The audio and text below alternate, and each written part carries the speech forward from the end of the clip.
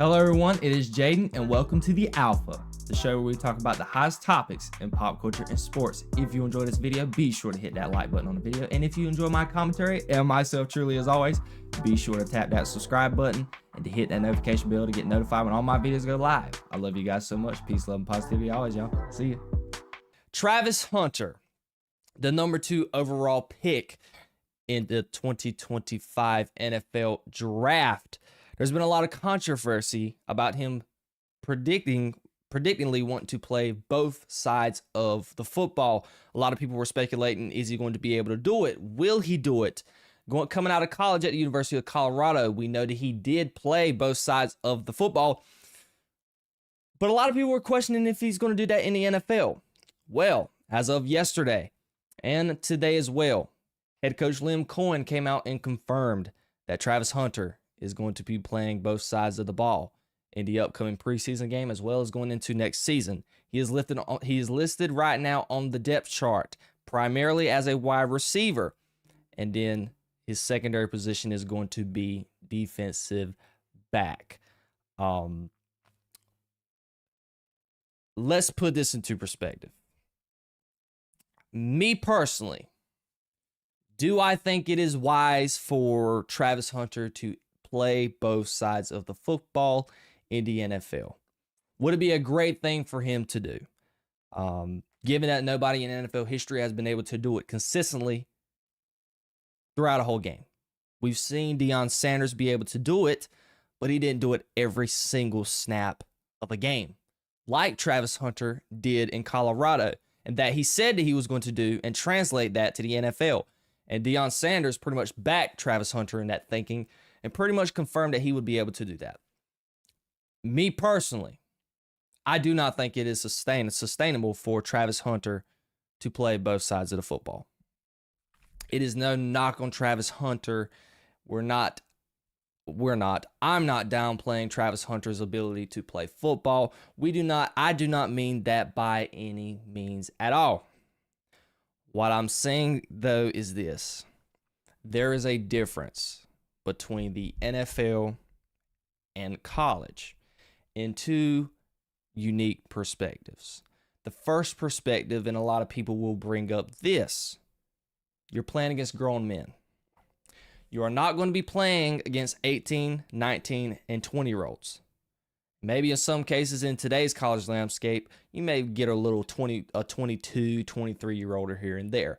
But the college game is continuing to get young, and when Travis Hunter was in college at the time, you probably had a couple 24, 23, 22-year-olds. But now when you're going to the NFL, you're lining up against either, if you're a DB or wide receiver, a 30-year-old NFL vet, a 30-year-old all-pro wide receiver, a 30-year-old all-pro cornerback, 32, 33 years old, maybe 28 years old, in their prime, fresh, like somebody like Pat.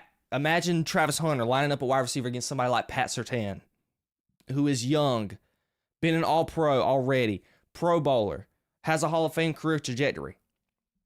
And put that on the opposite side of the ball. When he's lining up a DB, he's going up against Jamar Chase, Justin Jefferson. And you're going up against this type of high-quality talent every single rep. Every single rep on the defensive side of the ball and every single rep on the offensive side of the ball. I just don't think, in that perspective, that it is going to be sustainable for Travis Hunter to want to play both sides of the ball every single snap. Another perspective you can say is this as well. The NFL game is a whole lot more complex than the college game.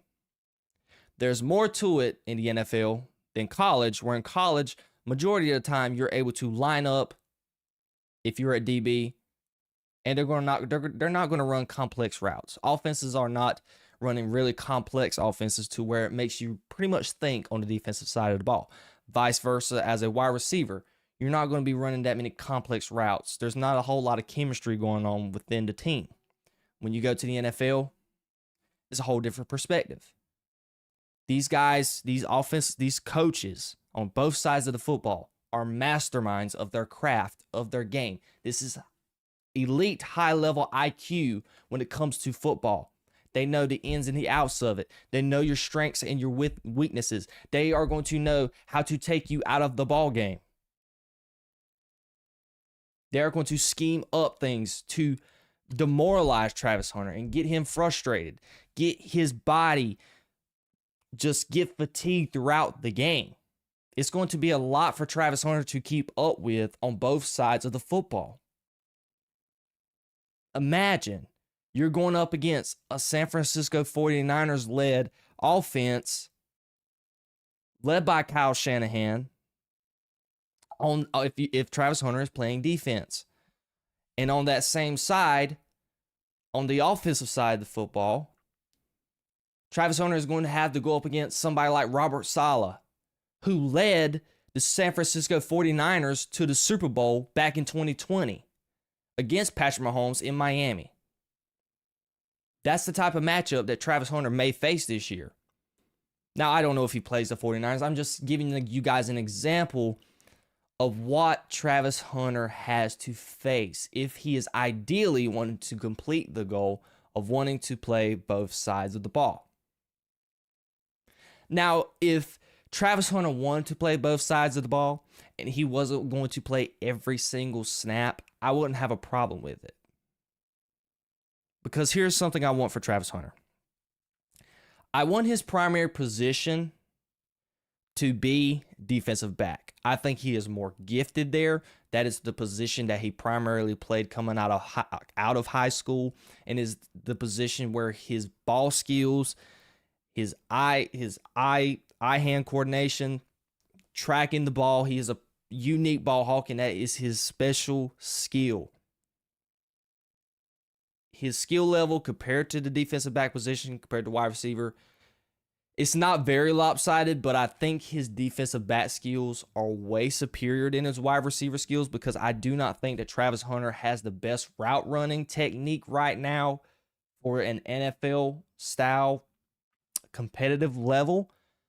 Travis Hunter was able to get away with it in college because he was able to go one-on-one with a lot of guys and pretty much moss them. We know the plethora of catches we saw last season, specifically the one I think it was against Colorado State, where Travis Hunter was just pretty much able to just go up and get the ball. But it's the NFL.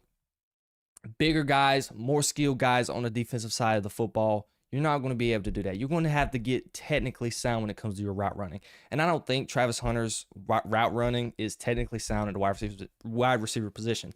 So I would love to see him at primarily defensive back. Now, if there's a situation on the offensive side of the ball and you want to put Travis Hunter in any type of way, form, or fashion to give yourself an extra chess piece to overtake your opponent that day, I wouldn't have no problem with Travis Hunter doing that. Vice versa.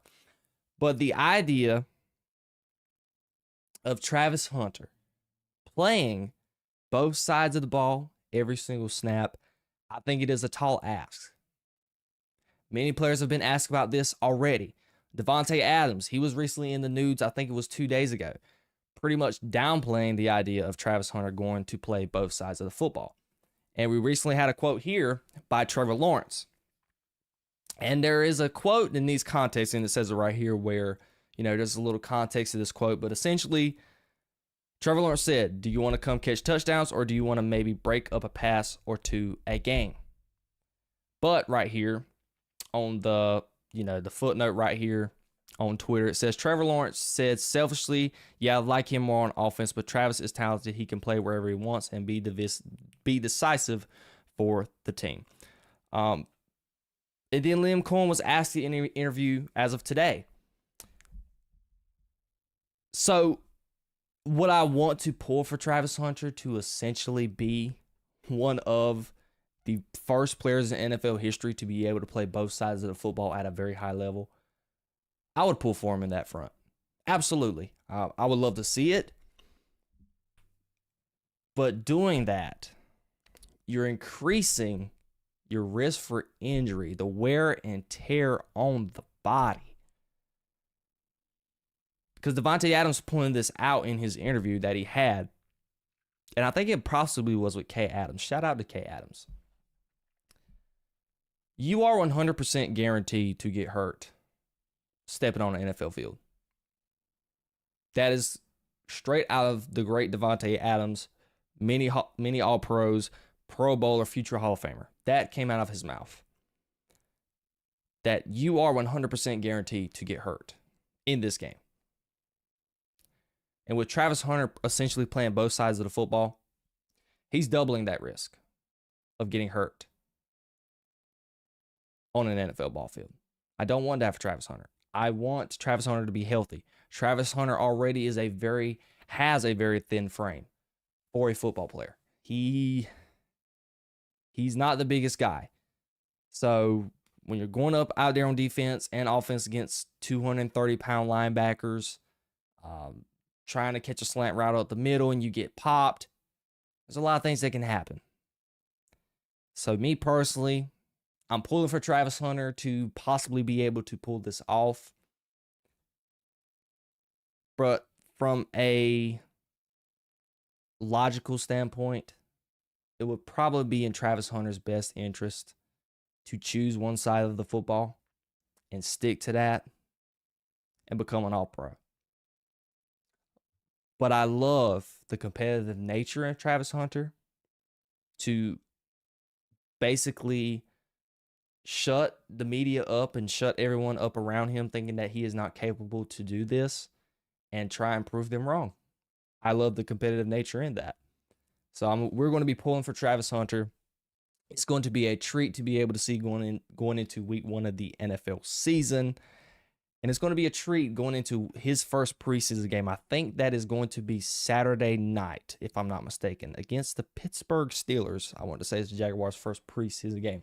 So we're going to be on the lookout for that, and we'll see how Travis Hunter fares out in that preseason game. What do you guys think? Do you guys think that Travis Hunter should essentially play both sides of the ball? Do you think Travis Hunter should play one side of the ball? I want to know all of your comments down below.